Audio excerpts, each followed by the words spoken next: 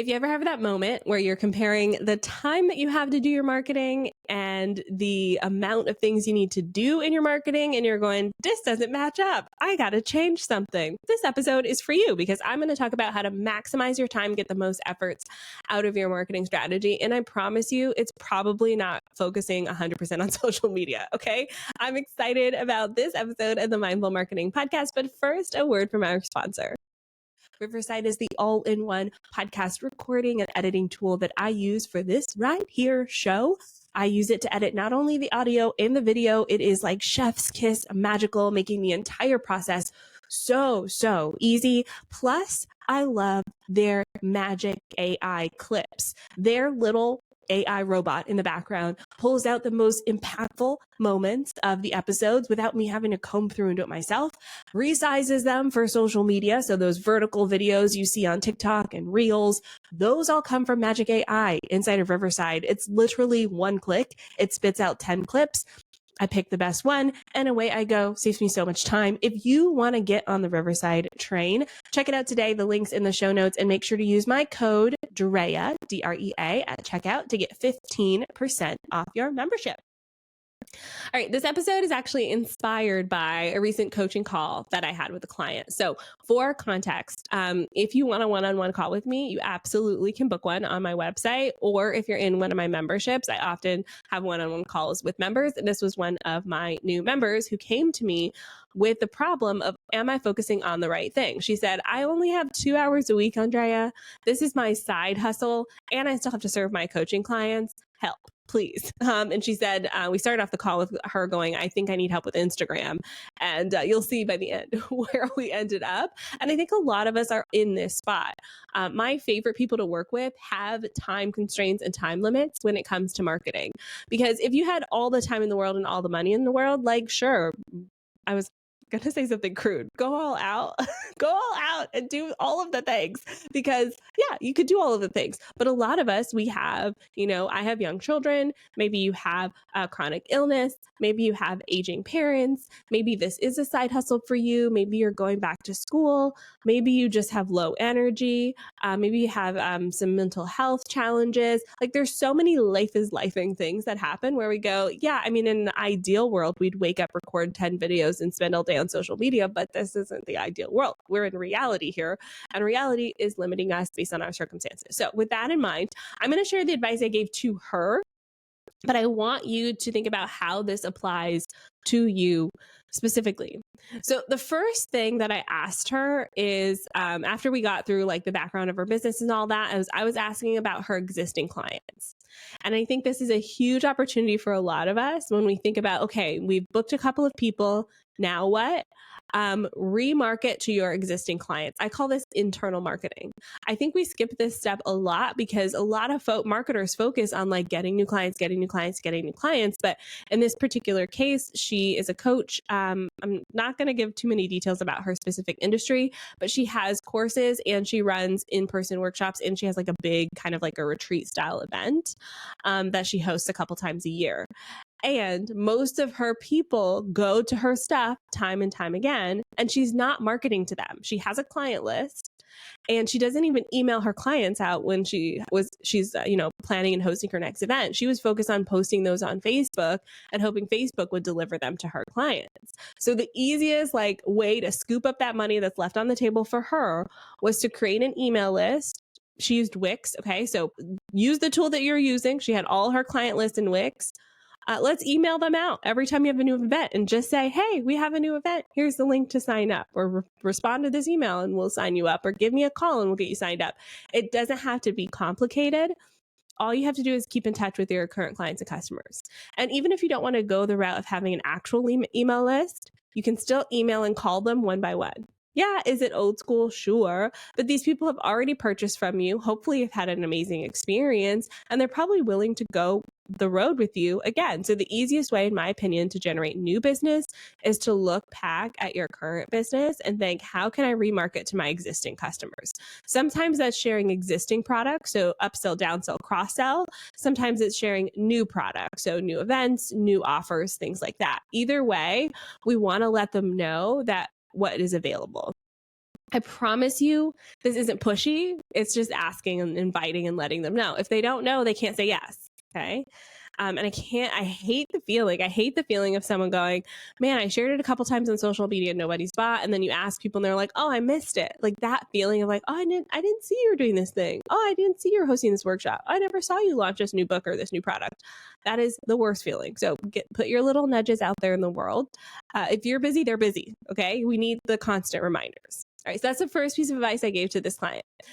Second piece is email marketing.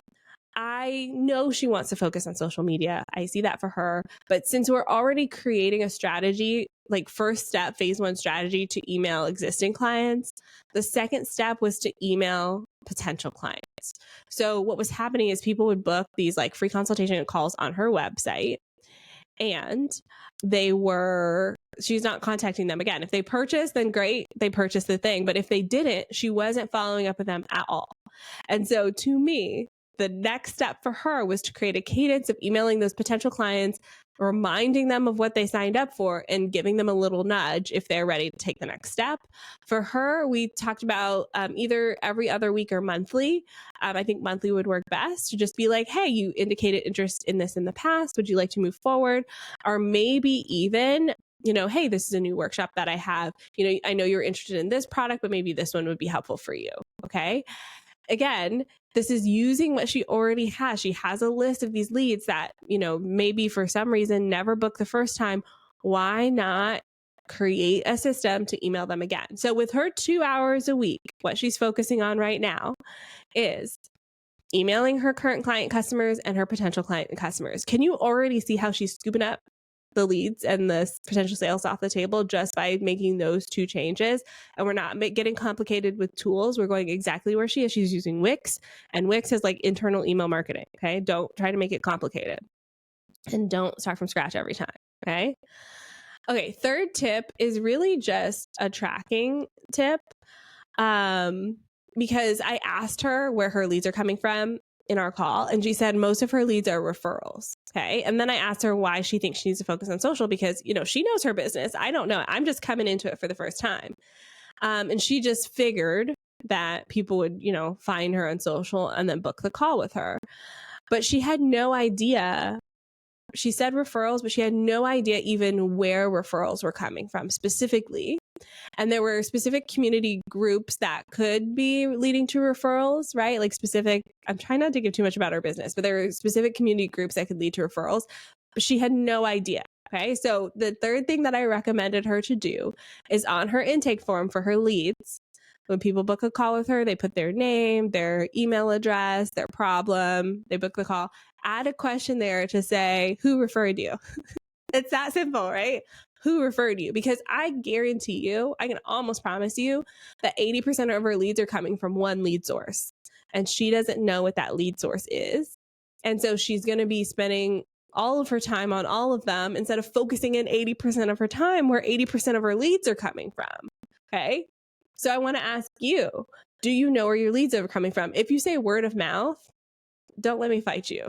Word of mouth from who? From where? Okay. There's probably a source that you're not referencing or that you're not tracking, that you don't even know if there's like a specific group where people are coming from. So in your free discovery call, your sales call, your consultation call, your intake form, add a question. How did you find me?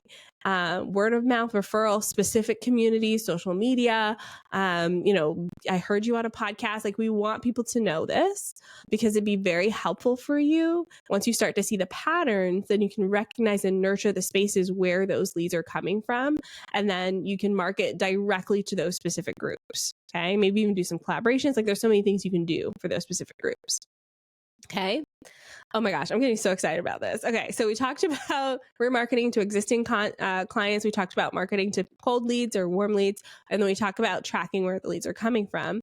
Now I want to talk about this inbound traffic. So she said that she was getting a lot of traffic to her website, but she didn't know where it was coming from. She just assumed it was from referrals.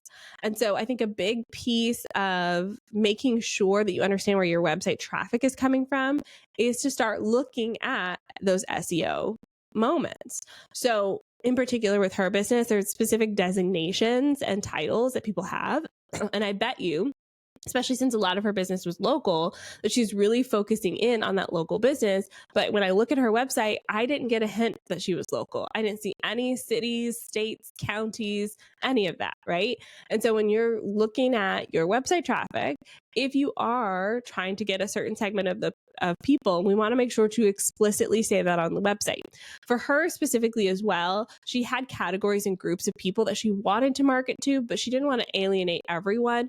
And so the long-term strategy, I'm talking like phase 3, phase 4 of her 2 hours a week, okay, after she's implemented everything else, was to start writing blog posts on her website, specifically saying this versus this, or this style of coaching in this area. Okay. And so we're getting specific about who she wants to work with and creating content that's optimized for search so that we can help people find us. And I know people are like, SEO is dying. It's not. It's just changing because of AI and artificial intelligence. They all have search components, and we need to still educate the search components on how to categorize us. Okay. All right. So that was takeaway 4 for her. The last takeaway that I had in this conversation with her was getting more people onto her email list. And so this one is a little bit more complicated. But when I think about how she is getting all this traffic to her website, people are booking calls, she has no idea where they're coming from. But I saw a huge gap in the people who are landing on her website and the people booking her call. Okay. So there's this curiosity gap. Someone's like, I may need this service, but I don't really know. And the nature of our industry is they're actually not very active on social media. There are certain groups that just will never like and comment. They won't engage at all. And so even you could be doing all the best strategies on social media, they're just the type of group that's never going to be like super chatty in the comments, right? That was her group. And so, yes, she can still post to social media, but ultimately she wants to get them into more intimate space, which for her would be email marketing. Okay. Now, in my audit of her stuff, she has this YouTube channel where she just like posts these audios that were kind of like motivational. Her voice is so soothing. Honestly, it was great. And she's happy to do more audio. She's like, never in a million years will she do video, but she'll do audio. And so what I suggested for her to kind of bridge that curiosity gap was to create a voice-based lead magnet using one of my favorite tools, Hello Audio. I'm going to put the link in the description for them. It's how I create my private podcasts. Okay. I love it. I love it. And I think it worked really well for her group. The intimacy in the way that she like delivers her programs and her workshops. Her people are busy. They can consume it on the go. Short, 3 to 5 episodes, 10 minutes long. And if someone lands on the website and they go, I'm curious about this, but I'm not sure if it's for me, we want this lead magnet to bridge that curiosity gap, and yes, have them put into her email marketing tool so she can continue to market to them over time for when they're ready to take that next step. Okay. So what I will say to you all that I didn't say onto the call with her, because this was a lot of work we did in an hour, is that this is just the beginning for her. Okay. She needs to start with remarketing to her client list. Then she needs to start marketing to her potential clients. She needs to start tracking where her referrals are coming in and her website traffic is coming in, and then capitalize on her current traffic coming in. This is all groundwork for stuff that she already has happening. But in order to build up her practice where she can add on more coaches and kind of expand her work, she will need more attention. And this is where my attraction strategies will come into play for her. Which will have more information about how to leverage attraction strategies once she starts implementing this kind of initial phase of the process. But I do want to mention that because I don't want you to think that this is everything she needs to do. This really takes care of the back end of her funnel. And now we need to drive in more people into her funnel. You'll also note in this strategy, I don't really have a lot of supporting content. There's a signature content style with her email marketing. There's some supporting content with blogging potentially, but there's not really a lot of supporting content. So I would likely layer that strategy in based on her preferences and based on her community needs. Okay. I hope this episode was helpful for you. It's a little bit different than the ones that I do, but I wanted to give you insight onto what it's like to work with me one-on-one. And if you don't want to work out with me one-on-one, you could also join me in the lab. I do the same thing for my members in the lab. Y'all have unlimited support from me with your comments, your questions. We had someone the other day just say, hey, Andrea, can you look at my LinkedIn profile? I'm doing this event and I want it to reflect it. And so I gave them a whole breakdown of like, here's all the things you could change. You can think about this. Have you thought about that? Just by them showing up and asking a question. So if that's the level of support that you want my brain on your work, come on in and join us in the lab. The water is fine. I would love to see you there. I'll be back at you next week with a new episode. So stay tuned for that. I'll see you then. Bye for now.